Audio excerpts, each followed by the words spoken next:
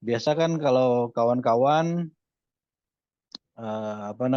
memulai ceramah, kadang setelah kita bersolawat kepada Rasulullah, lalu kita mengucapkan yang telah mengeluarkan kita semua dari kegelapan kepada cahaya yang terang benderang. Memang itu tugasnya Rasulullah, memang itu juga fungsi Al-Quran. Nah, apa saja yang dirubah oleh Al-Quran ini, oleh dakwah Rasulullah ini? Yang pertama, perubahan dari zaman jahiliyah ke zaman Islamiyah. Perubahan dari kehidupan yang pola pikir, ucapan, tindakan berdasarkan kepada kebodohan, takhayul, khurafat, mitos, mistik, magic, kepada kehidupan yang berdasarkan dalil, argumen, logika, rasional, dan nah, jadi ciri masyarakat muslim atau ciri pribadi muslim, juga ciri peradaban Islam adalah berbasis kepada ilmu pengetahuan yang kemudian menjadi dalil, menjadi argumen, menjadi logika, dan menjadi rasional secara ilmiah dalam segala pola pikir, ucapan, dan tindakan kita itu. Ayatnya nanti tolong dicari surah apa itu dan ayat berapa. Wala takfu ma laysa laka bihi ilmun. Inna sam'a wal basar wal fuad kullu ulaika kana anhu mas'ula. Jangan kamu ikuti apa yang kamu tidak punya pengetahuan tentangnya. Pendengaran, penglihatan, hati, semuanya akan diminta pertanggungjawaban. Ayat lain, fas'alu ahla dzikri in kuntum la ta'lamun. Bertanyalah kepada ahli ilmu kalau kalian tidak mengetahui tentang sesuatu. Ahlu zikir itu artinya ahli ahli ilmu. Ini ayat yang juga menegaskan tentang mutlaknya otoritas, eh, prinsip dan otoritas bahwa dalam Islam kepakaran dan keahlian itu dimuliakan, dihormati, ditempatkan dalam posisi yang sangat fundamental. Jadi tidak semua orang kemudian boleh bicara tentang sesuatu, bersikap tentang sesuatu yang dia tidak punya keahlian di situ. Kalau kita sakit, datang datang ke ahlinya, dokter. Kalau kendaraan kita rusak, datang ke ahlinya, ke bengkel. Kalau kita ingin makan masakan yang enak, ya datang ke ahlinya. Jadi tidak setiap eh, orang yang justru punya keahlian di bidang lain, lalu dia boleh berbicara seperti ahli di bidang-bidang yang lain. Nah, inilah prinsip otoritas dalam Islam. Kalau soal agama, datangnya bukan ke ahli nuklir, tapi ke ahli agama. Meskipun keahlian di bidang nuklir bagian dari fardu kifayah yang harus dimiliki oleh sebagian kaum muslimin gitu. Jadi kita tanya ke pakar, tanya ke ahli tentang sesuatu yang kita memang tidak paham gitu. Karena kalau kita memaksakan diri merasa sebagai pakar padahal bukan ahli, lalu kemudian kita mengucapkan, maka ucapannya jadi menyesatkan. Kalau salah kita bertindak, maka tindakannya jadi rusak. Gitu. Begitu pula ayat dan kewajiban pertama yang Allah turunkan kepada kita adalah kewajiban untuk berilmu pengetahuan. Iqra bismi rabbikal ladzi khalaq. Ayat yang pertama kali turun bukan soal kewajiban sholat, zakat, puasa, haji. Tapi adalah kewajiban untuk berilmu pengetahuan. Karena ini basic. Kalau kalau ilmu sholat kita keliru, sholatnya keliru. Ilmu sholat, ilmu puasa, ilmu haji, ilmu jihad, bahkan ilmu imannya keliru, maka iman itu bisa keliru. Kaum jahiliyah dulu, Allah perintahkan kita, kaum muslimin pada saat itu untuk tanya kepada mereka, siapa yang menciptakan langit dan bumi? La yakulun Allah. Mereka akan menjawab Allah. Jadi sejatinya secara rububiyah, Mereka itu beriman kepada Allah, percaya Allah yang menciptakan langit dan bumi. Tetapi kenapa keimanan dalam bentuk itu tertolak dan mereka diberikan status sebagai orang kafir, orang musyrik? Karena ilmu imannya keliru. Mereka membuat tandingan sekutu bagi Allah Subhanahu wa taala. Jadi ini posisi penting ilmu pengetahuan. Nah, dengan basis inilah kemudian umat Islam itu tidak anti moderatisme, tidak anti kemajuan zaman. Bahkan umat Islam yang melopori berbagai penemuan-penemuan dalam bidang sains dan teknologi. Didorong oleh nilai-nilai yang diajarkan oleh Rasulullah, nilai-nilai yang diambil dari Al-Quran, dari kalamullah. Dari ini juga kemudian Islam menghapus diskriminasi antar manusia. Seperti sistem kasta, tidak ada kasta dalam Islam. Lalu apa namanya? Perbudakan, lalu apa namanya? Perendahan terhadap kaum perempuan. Islamlah yang pertama kali melakukan itu, mengangkat harkat derajat perempuan, menghapus perbudakan.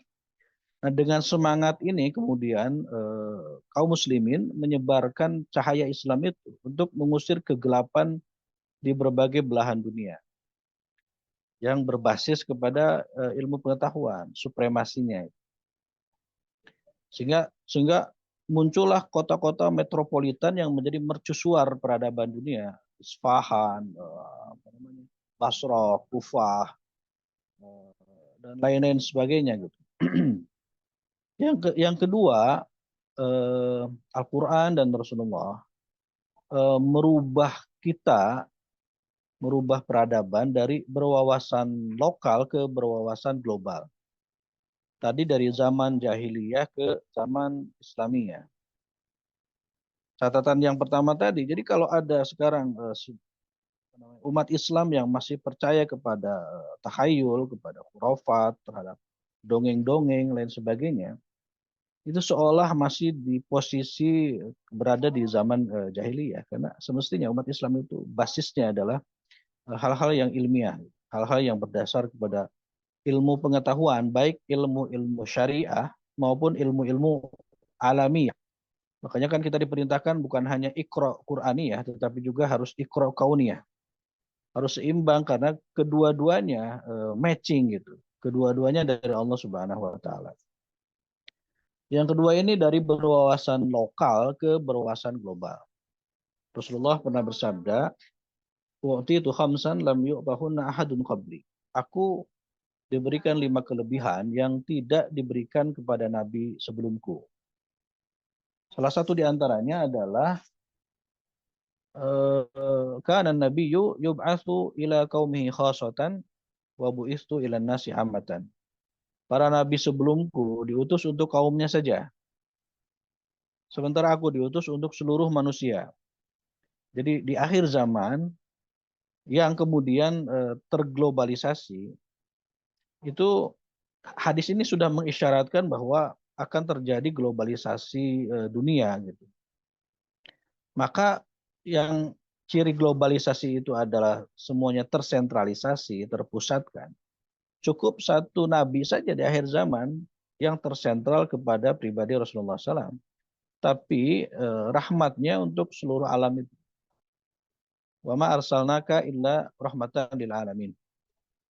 Diutusnya Rasulullah untuk menjadi rahmat bagi seluruh alam itu.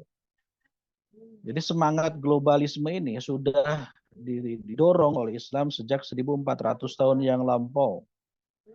Yang kemudian terbukti sekarang dunia ini semacam global village, gitu. Kampung yang terglobalkan. Satu peristiwa yang terjadi di tempat kita di waktu yang sama, tidak terlalu lama, peristiwa itu akan diketahui oleh umat manusia di seluruh dunia gitu jika diakses apa namanya informasinya. Makanya di akhir zaman cukup satu nabi, cukup satu kitab untuk membimbing apa namanya mengayomi umat manusia itu. Coba dapat kita bayangkan jumlah sahabat nabi itu ada lebih kurang 110.000 orang saat ditinggal wafat ya oleh Rasulullah. Dan Yang wafat di Makkah dan Madinah dari sahabat Nabi itu hanya 10 ribuan orang. Kemana 100 ribunya? Kenapa tidak wafat pula di Makkah dan Madinah? Mereka intisyar fi wajhil ard, bertebar di muka bumi. Untuk apa? Dakwah Islamiyah mengeluarkan manusia dari kegelapan pada cahaya.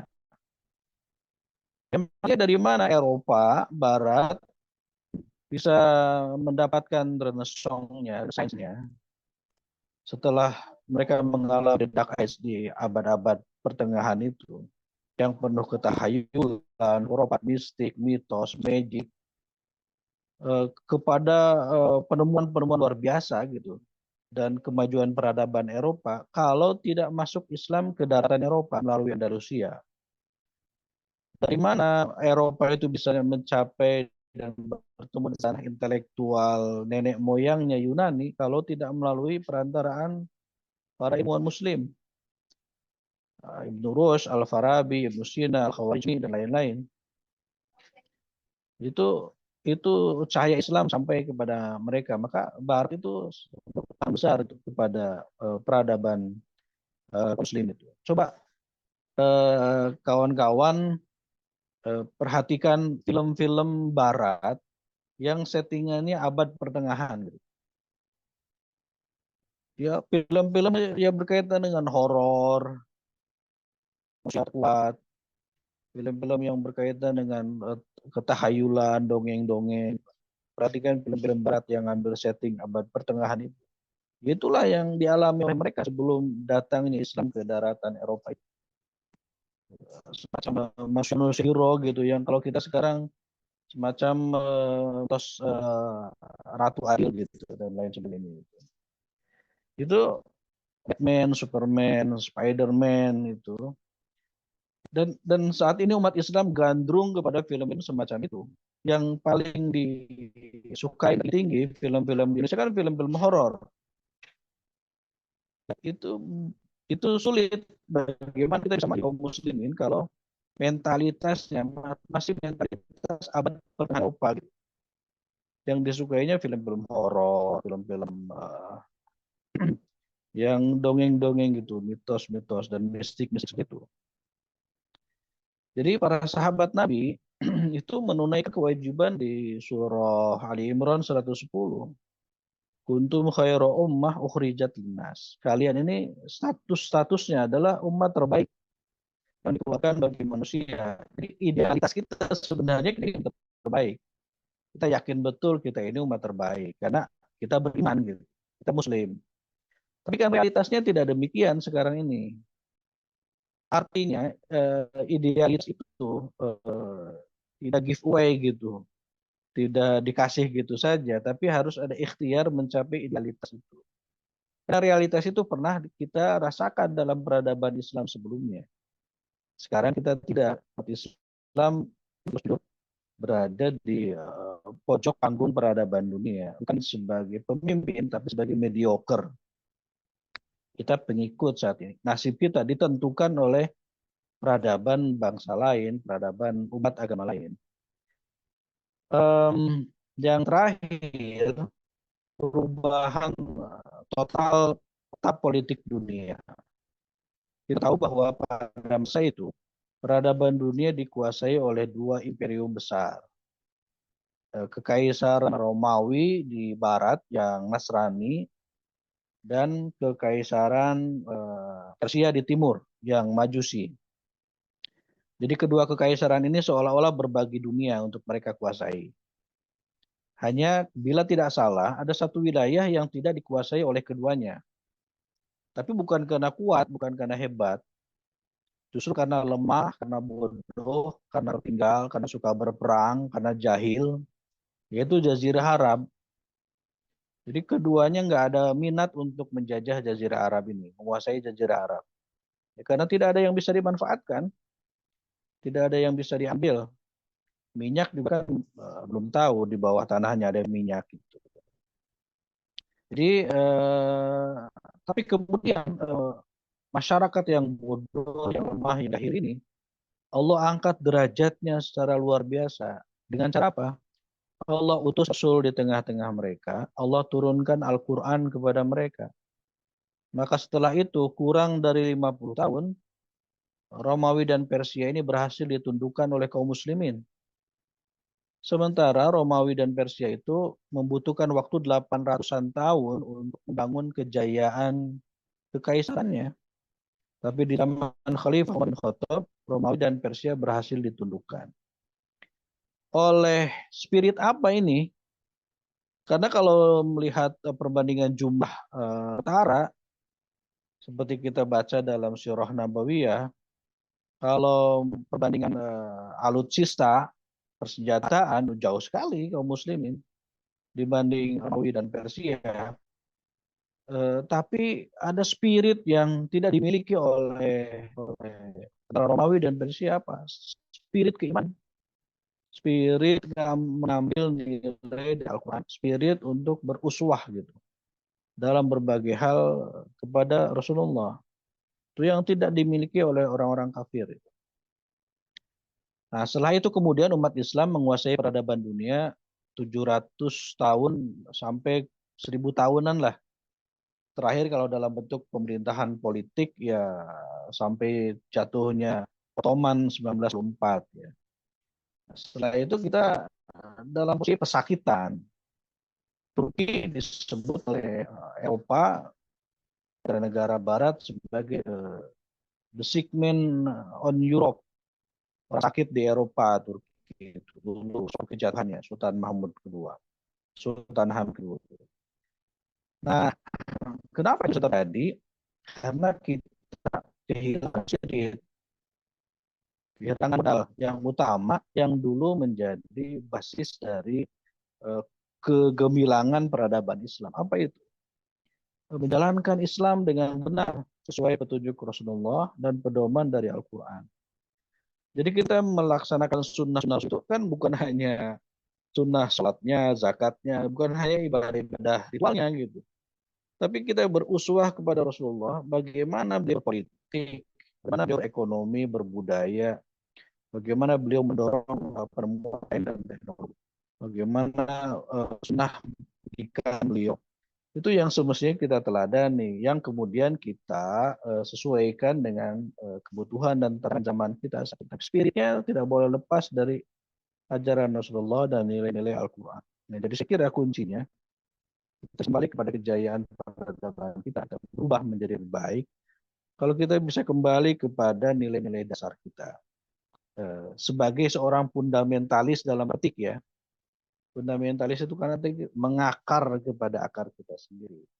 Itu kenapa memang upaya musuh-musuh Islam itu untuk melemahkan kita adalah menjauhkan kita dari sosok Rasulullah dan menjauhkan kita dari Al-Quran. Kenapa? Mereka paham bahwa sumber kekuatan dari kaum muslimin. Dulu kan di zaman kolonialisme kita, Belanda, itu kan nggak boleh Al-Quran diterjemahkan. Boleh baju Jumat bahasa Spat. Kenapa? Biar umat Islam tetap bodoh. Ini pernah misalkan, kenapa umat Islam ini tidak mengerti Al-Qurannya, padahal ternyata Al-Quran itu nilai dan mutiara yang sangat luar biasa, dahsyat.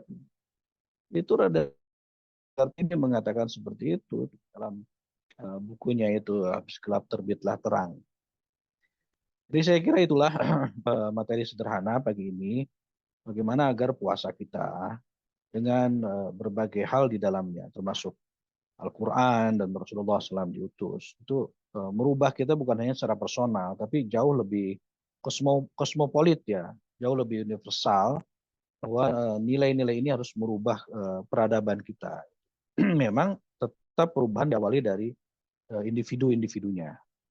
Baik, saya kira itu materinya. Saya dulu Albab, saya kembalikan ke Antum.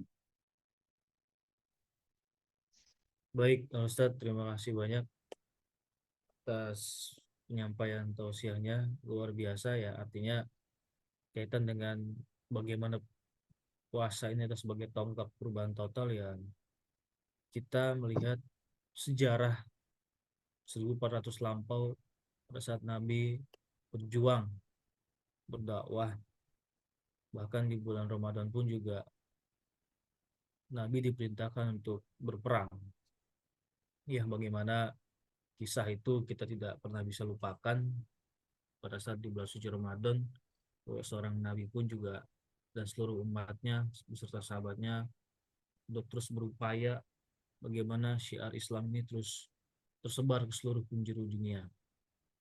Oleh sebab itu, kita sebagai umatnya tentu terus untuk tetap beritiba kepada beliau bagaimana kita bisa melakukan langkah-langkah yang tepat, yang mempunyai pemahaman-pemahaman yang tepat, dan juga amal soleh serta kebaikan-kebaikan lainnya yang tentunya nanti bisa menjadi amal soleh dan amal kebaikan kita di yaumil akhir kelak. Saya kira mungkin nanti kita akan lanjut kepada diskusi pada para peserta. Silahkan mungkin ada hal-hal yang ingin mau ditanyakan dan diskusikan, kita buka dari teman-teman. Mungkin Ustadz Farhan, Ustadz Solah. Ustaz,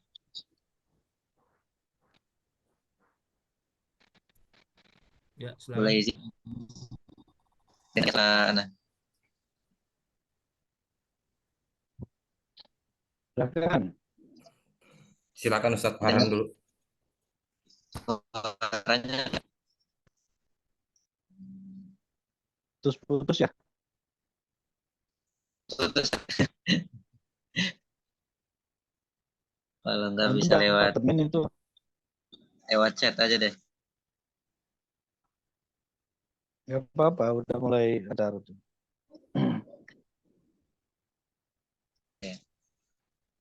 Eh, terkait ini Ustaz, kan ada terkait kemajuan dan kemunduran umat Islam sendiri, bahwa kadang seringkali kita digradasi oleh keyakinan-keyakinan atau propaganda dari orang-orang Islam sendiri. Seperti yang beberapa waktu viral mengatakan bahwa Al-Quran sudah tidak relevan lagi untuk dihafal. Dan itu datang dari lisan orang Islam itu sendiri. Nah, ini bagaimana menyikapi orang yang berusaha melogiskan ajaran-ajaran agama, misalkan puasa itu menyehatkan, sehingga nanti orang yang sehat malah bisa jadi nggak mau puasa gitu. Nah, ini kan mungkin bisa memundurkan umat Islam lagi ke belakang. Ini bagaimana menyikapi orang-orang seperti itu ke depannya? Iya. Langsung ini. Ya, jadi gini, Kumailah Hakimah itu sedang kita tangani di pusat ya, karena orang tuanya adalah tokoh Islam. Dan apa yang disampaikan Kumailah Hakimah itu soal Al-Quran tidak cocok lagi, Al-Quran tidak perlu dihafal, itu sudah basi ya, sudah semacam kaset kaset lama yang putar kembali, itu apa namanya, subhat. Nah, macam subhat seperti itu udah ratusan tahun umurnya itu. Jadi mereka ini teman-teman itu namanya yang ngulang-ngulang saja. Nah, rasionalisasinya tentu mudah sekali sebenarnya. Jadi eh, hafalan itu basic ya. Memang kita nggak boleh berhenti sampai di menghafal Al-Quran. Jadi hafal itu lebih ke seperti dakwah. Nah, yang pertama itu kan membaca, belajar membaca Al-Quran, lalu menghafal, setelah menghafal memahami, setelah memahami mengamalkan, lalu mengajarkan. Jadi menghafal, memang kan kita sebagian umat Islam juga terlalu euforia dengan tren tahfiz Quran gitu. Sehingga seolah-olah kalau anaknya sudah hafal Quran, selesai dunianya itu. Atau sudah selesai pencapaian keislamannya itu. Ini keliru. Karena menghafal itu salah satu tangga saja berkenaan interaksi kita dengan Al-Quran. Karena puncaknya itu adalah amalkan dan mengajarkan. Kan hadisnya jelas. Apa itu? Sebaik-baik orang itu yang membaca Al-Quran dan yang mengajarkannya kan. Eh, apa hadisnya tuh? Saya lupa kok teksnya. Khairukum man ta'allama al-Quran wa 'allamahu. Ya kan? Jadi Jadi kita semua juga berbasis kepada hafalan pada awalnya, meskipun ya salah satu hal yang keliru dari sebagian pendidikan kaum muslimin itu adalah terlalu fokus kepada hafalan, kurang kepada eksplorasi, analisis gitu kan. Sekarang mau diterapkan oleh Kementerian Pendidikan deep learning gitu. Itu pembelajaran yang mendalam, bukan hanya hafalan, tapi hafalan itu tetap penting. Dari mana dasar kita bisa mengamalkan sesuatu, mengetahui satu dalil, satu nas, kalau kita nggak hafal. Nanti orang juga bisa membalik kalau dalam perdebatan, orang tanya, mana sumbernya? Kita yakin ada sumbernya, cuman kita nggak hafal. Ya kita keliru juga kalau begitu. Gitu. Nah, jadi merasionalkan, melogikkan syariat itu tidak salah ya. Selama nilainya tidak keluar gitu, dari prinsip-prinsip syariah dalam metodologi pengambilan hukum, dalam usul fiknya, usul hadisnya, usul tafsirnya dan lain sebagainya. Jadi kita nggak usah khawatir ya karena apa namanya menghafal itu sesuatu yang basic, tapi tidak boleh hanya fokus di hafalan. Nilai kemudian menjadi kekurangan muslimin, kurang mampu menganalisis, kurang mampu mengeksplor sesuatu karena kita terpenjara oleh hafalan. Tapi hafalan bukan tidak penting, sangat penting. Gitu. Tapi jangan hanya fokus di hafalan. Ya, kalau Humailah Hakimah itu sedang apa namanya, sedang dibina ya oleh kalangan liberal. Jadi dia terus diasuh oleh Ade Armando dan kawan-kawan gitu kan. Nah ini yang perlu kita selamatkan gitu. Kalau Humayra nikah itu harus diselamatkan oleh Ustaz Farhan Ali gitu kan. Tapi tadi udah ada anaknya ya Ustaz Farhan ya. Ya, tapi baru satu lah ya. Ya gitu ya Ustaz Farhan. Baik, Ustaz. Baik, terima kasih kepada Ustadz Farhan. Mungkin selanjutnya dari teman-teman yang lain ada yang mau disampaikan? Ya, Assalamualaikum. Karena mungkin mau ada beberapa pertanyaan sih ya. Jadi, Ustadz, kami pernah dalam beberapa diskusi, jadi pernah ada tema bagaimana kita ini berdakwah dalam mendefinisikan lagi rahmatan lil alamin itu sebetulnya hal seperti apa gitu.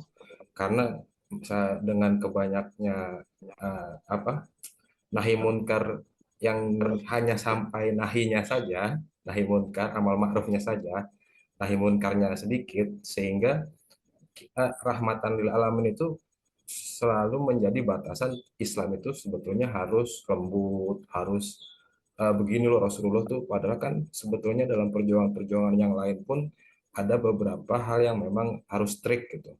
Itu sih yang pertama Ustaz. Bagaimana kita mendefinisikan rahmatan lil alamin. Terus yang kedua, bagaimana eh, dengan banyaknya informasi digital saat ini, mungkin banyak orang dengan literasi yang banyak, ataupun mereka yang belajar sendiri-sendiri, padahal mengetahui agama, namun mereka tidak mempunyai kesadaran untuk berdakwah, sehingga dakwah ini tuh hanya sebagai kewajibannya para ulama saja gitu, Ustaz. Mohon gimana kita bisa berpikiran lebih luas lagi untuk mengatasi hal-hal seperti ini, Ustaz. Jauh sekian. Ya. Jadi rahmatan lil alamin itu secara sederhana dapat kita gambarkan begini. Kita puasa nih. Puasa ini kewajiban kita. Tapi yang menikmati efek gitu. Efek samping dari puasa itu bukan hanya umat Islam. Tahun lalu dan tahun ini terjadi semacam apa yang disebut war takjil gitu. Perang takjil. Jadi nonis-nonis ikutan beli takjil, ikut merasakan nikmatnya makanan takjil kan. Ada juga yang mereka berdagang takjil. Baju yang kita pakai untuk sholat taraweh, sarung, gamis, coba saja made in mana itu.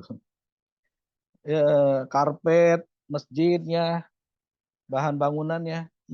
Umumnya kita beli dari toko-toko bangunan non muslim itu, karena mereka yang lebih banyak apa namanya, berdagang di bidang itu.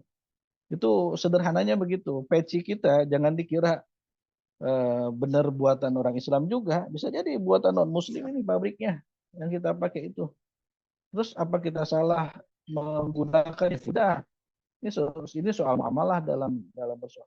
Tapi dari ibadah yang dalam Islam ada rahmat bagi mereka, minimalnya rahmat dalam bidang finansial gitu, ekonomi. Kalau kita buka-buka lagi, ungkap-ungkap banyak sekali rahmatnya itu. Kita wudhu, kita menggunakan sound system untuk sholat taraweh, peralatannya. Dari mana teknik itu? Ya umumnya dibuat oleh kalangan non-Islam. Kita belum menguasai itu secara keseluruhan. Dan kita boleh itu pakai. Ini bagian daripada muamalah. Itu rahmatan lil alamin di situ. Nah, tapi rahmatan lil alamin itu ya batas-batasnya di situ. Perkara muamalah, bukan di persoalan akidah dan ibadah. Itu sesuatu yang khusus yang tidak bisa diintervensi. Makanya tidak ada toleransi dalam persoalan akidah dan ibadah itu. Toleransi itu dalam persoalan muamalah, dalam persoalan apa namanya, saling menjaga, saling menghormati gitu kan. Tapi tidak dalam persoalan akidah dan ibadah. Jelas ayatnya kan banyak sekali ayatnya bahwa orang-orang beriman itu asyidda'u 'alal kufar rahama'u bainahum, tegas kepada orang kafir dan saling sayang menyayangi sesama mereka. Jangan dibalik dengan asyidda'u 'alal mu'min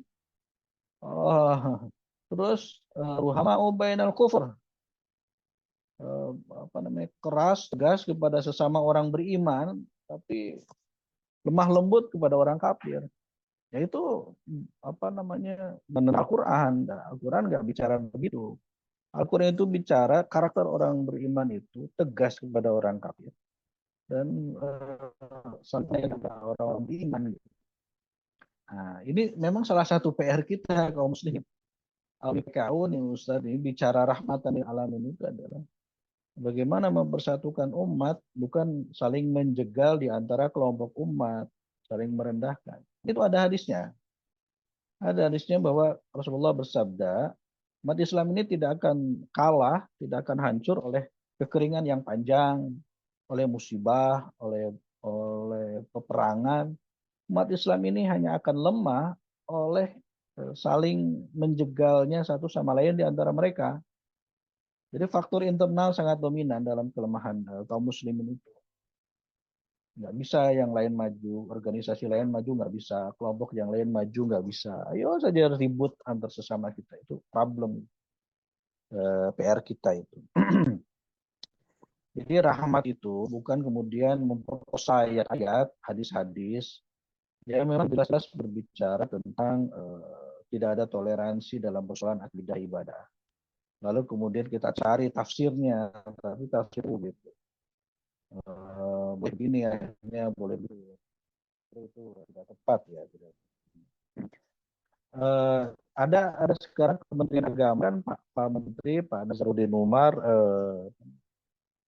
mengeluarkan program kurikulum cinta namanya. Kurikulum cinta itu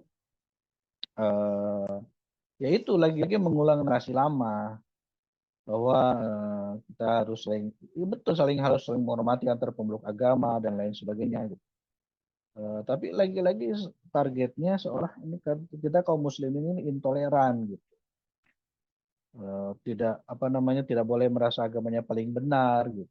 Bilang kita tidak merasa agama kita paling benar, tapi satu-satunya yang benar.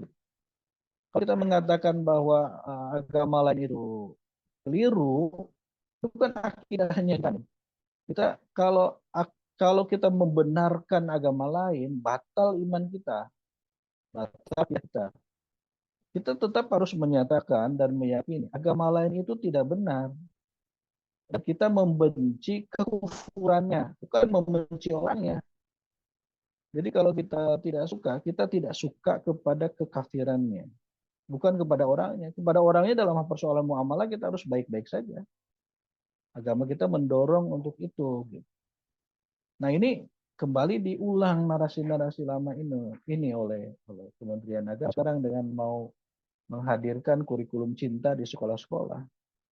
Itu udah nggak perlu lagi. Kita ini udah ratusan tahun damai hidup antar umat beragama itu. Udah nggak ada masalah, nggak usah diungkap seperti itu. Contoh saja para ulama, para tokoh agama selampau Nusantara ini yang berhasil mengharmonikan kehidupan antar umat beragama. Ini udah nggak ada masalah. Jadi seolah-olah nanti umat Islam tertuduh lagi toleran gitu kan. Jadi tidak produktif. Nah, yang kedua, apa tadi yang kedua tuh ya? Amar ma'ruf nahi mungkar, Ustaz. Nahi mungkarnya ini yang kadang-kadang kaitan dengan dakwah itu masih sangat sulit. Oh ya, ya kewajiban berdakwah itu kewajiban individual selain kewajiban komunal gitu. Balighu anni walau ayah, sampaikan dariku meskipun hanya satu ayat. Jadi nggak mesti menunggu jadi ustadz dulu, nggak mesti menunggu kuliah di PKU dulu baru berdakwah gitu. Berdakwah itu selama kita mampu menyampaikan kebenaran dan menolak kemunkaran itu kewajiban individual kita dan bisa kemudian menjadi kewajiban komunal, lembagaan, keorganisasian, dan itu jauh lebih kuat efeknya gitu kalau dilakukan bersama-sama. Tetapi secara personal itu kewajiban personal juga. Ini tidak bisa orang mengandalkan itu otoritasnya para ulama, para ustadz. Tidak. Siapapun dirinya muslim, dia itu adalah dai yang punya kewajiban menyampaikan amar ma'ruf nahi munkar. Jadi kalau udah punya ilmu malah nggak berdakwah, kan itu ada hukumannya itu di neraka itu hadisnya itu. Bagaikan pohon yang tidak berbuah gitu. Jadi tidak manfaat. Pohon buah tapi tidak berbuah. Itu konsekuensinya berat. Merasa bukan ustaz, bukan apa, tapi kemudian tidak asyik dengan desa dan pengaruh dan tidak konsekuensi nanti. Nah, saya kira itu saat di Mas Badi. Baik, terima kasih. Mungkin pertanyaan terakhir, Ustaz, dari saya pribadi. Kan ada di dalam Al-Quran disampaikan bahwa wa'tasimu bihablillahi jami'a wala tafarraqu. Ini kan jelas ya, Ustaz, bagaimana umat Islam ini untuk bisa bersatu, padu, bergotong royong agar supaya tidak bercerai-berai. Nah, melihat kondisi yang terjadi saat ini, relevansinya adalah masih ada beberapa di antara kita mungkin masih tidak bisa membuat sebuah satu kesatuan yang baik gitu ya. Dalam ini kaitan dengan untuk dakwah ataupun nahi mungkar. Dan juga ada di antara beberapa mungkin seorang ustadz gitu ya yang beliau mempunyai kapasitas dan bisa menyampaikan dan bisa melaksanakan amar ma'ruf nahi munkar tersebut, tapi beliau seperti berhati-hati gitu ya. Nah, bagaimana kita bisa menyikapi hal tersebut sedangkan kita pribadi kan juga saya mengingat sebuah hadis Nabi dikatakan bahwa apabila kamu melihat suatu kemungkaran maka cegahlah dengan tanganmu. Jika tidak bisa maka cegahlah dengan lisanmu. Jika tidak bisa maka bencilah hatinya, itulah selemah-lemahnya iman. Seperti itu ya Ustaz. Nah, bagaimana kita bisa menyikapi hadis tersebut dengan kondisi relevansi saat ini Ustaz, untuk bisa menjaga persatuan dari ayat tersebut? Iya, dakwah juga memang perlu bersiasah ya, perlu berstrategi. Berhati-hati boleh dan harus ya untuk bagian daripada strategi dakwah. Jadi dakwah juga nggak boleh kosong, perlu konsep, perlu pola, perlu strategi, perlu alat dan lain sebagainya agar maksimal. Saya pernah ceramah waktu di S1 ya. Itu nggak pakai peci gitu kan, tapi bukan khutbah Jumat. Nggak pakai peci, terus pakai sorban gitu. Ustaz saya ini, kayak saya bilang, pakailah peci, kalau ada sorban, pakai sorban. Kalau ada jubah, pakailah jubah, kata beliau. Kalau ada jas, pakailah jas. Itu wajib. Tapi kata beliau, min mukammilatid dakwah. Itu penyempurna dakwah kita. Kan lain orang responnya kalau kita berdakwah cuman pakai kaos oblong doang, pakai kolor doang, dakwah kita jelas nggak adab gitu. Tapi kalau terapi eh, pas gitu, pakai kita, orang lebih khusyuk, lebih fokus daripada orang akhirnya mikirin pakaian kita. Ini perlu perlu penunjang dakwah itu berstrategi. Tapi kalau terlalu berhati-hati, yang sebenarnya motifnya adalah karena takut gitu, karena khawatir berdakwah, maka ini perlu diperbaiki.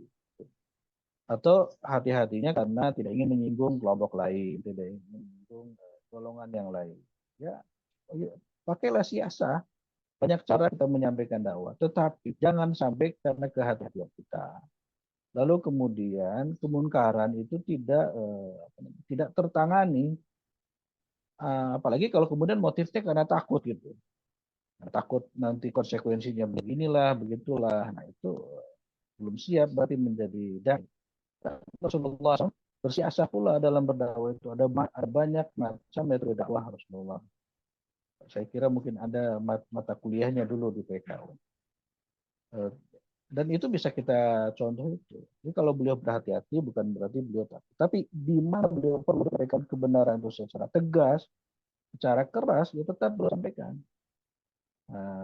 Berarti memang kita perlu banyak nanti mempelajari tentang metodologi dakwah. Saya kira itu. Jadi intinya dakwah perlu strategi, perlu konsep. Tapi jangan sampai kemudian karena faktor-faktor yang penting membuat kita halang untuk berdakwah. Nanti posisi kita harus kita saat ini itu kita sudah betul-betul wajib menyampaikan dakwah itu. Sejatinya sebuah istiqomah kita sebagai orang menghormati sampai kita mencela ikut kanan, ikut kiri, gimana kepentingannya pragmatis. Orang seolah-olah hormat saja tapi di hatinya tidak mengenal kita. Itu yang kami alami dalam jalanan dakwah selama ini. Itu Ustaz. Baik, terima kasih Ustadz telah meluangkan waktunya. Sekali lagi saya ucapkan terima kasih dan juga kepada seluruh peserta yang telah hadir pada pagi hari ini.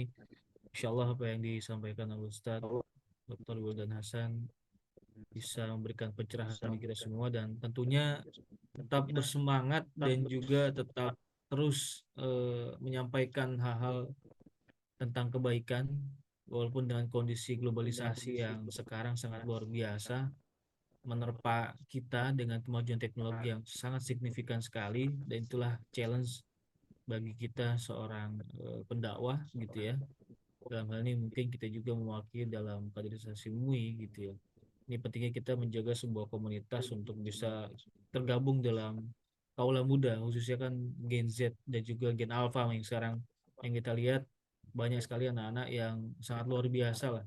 Di era sekarang sudah melakukan banyak hal-hal yang tidak sepatutnya mereka harusnya lakukan dibandingkan dulu di saat saya atau mungkin teman-teman yang lain bahkan Ustaz sendiri dulu sewaktu masa kecilnya tidak ada hal-hal yang demikian yang terjadi saat ini, tapi karena kemajuan teknologi zaman itu bisa merubah banyak perilaku, hal, karakter, pemikiran dan segala macamnya, dan dampaknya akhirnya bisa merugikan banyak pihak termasuk diri sendiri.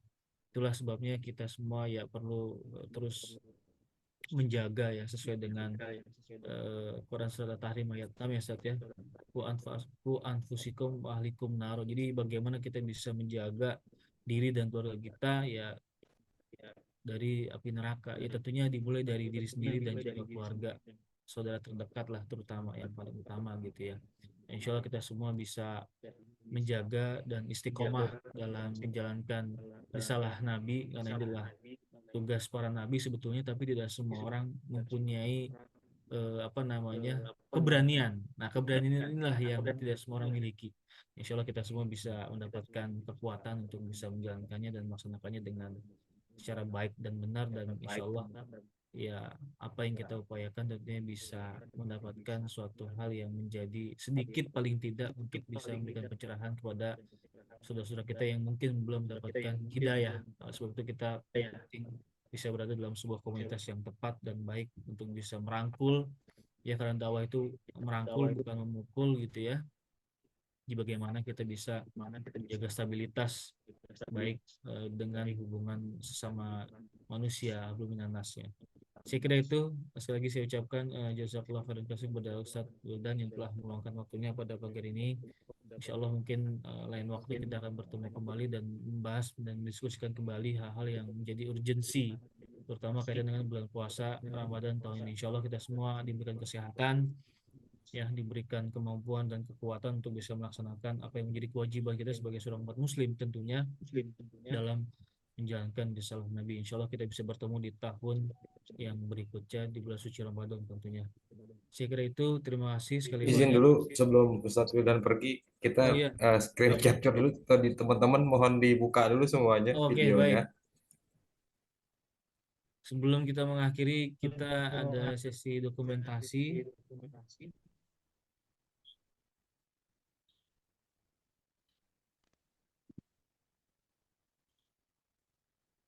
Sebentar. Udah.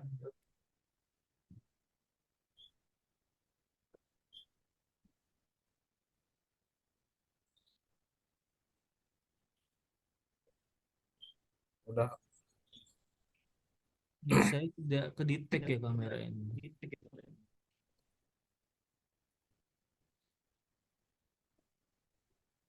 Kang Yanyan baru kelihatan.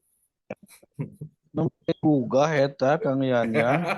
Aduh, Amunten, nembe eta guru, aduh, ya, wait di masjid, aya kajian. Oh, di masjid naon kajian apa nyender? Nya, aya kajian eta di masjid Caket Bumi, Muhajirin.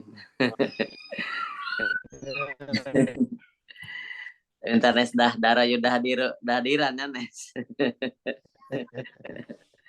Alhamdulillah tuh aya nu hadir tuh murid aneh di SMP Torik Maulana. Luar Tuh biasa, dibuka tuh aktif di foto. OSIS. Nya ya terus dibuka. Udah di fotonya ini. iya Ayo, udah. Maulana dibuka Maulana. Kelihatan wajah gantengnya tuh. Masya Allah. Nah, alhamdulillah kader ya. Iya. Ini Alhamdulillah. alumni PK. Hadirin Semua alumni PK Bentar, atau muridnya. kamera saya nggak muncul ya. Dibuka Oh, aneh screenshot paling. Kela-kela di Bisa keluar di dulu sebentar. bisa di screenshot nih ya, aneh. Bentar, saya keluar dulu sebentar ya, nanti saya masuk lagi. Saya nggak tahu kameranya nggak bisa kebuka ini.